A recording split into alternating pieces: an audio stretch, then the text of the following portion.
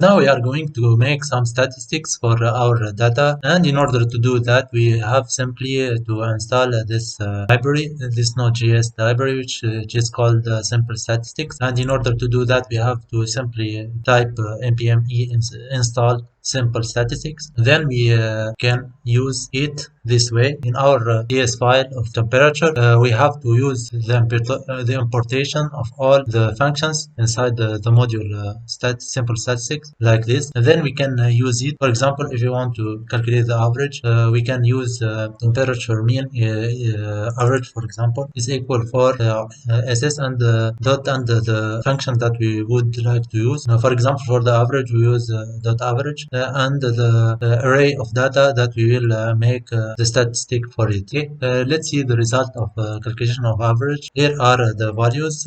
We are expecting 33 as an average value or something like that. Let's see the value. We save our file, then we refresh our application, then we see the output of our log. Okay, we can see here that the average is equal to 36 and the library in simple statistics is working correctly.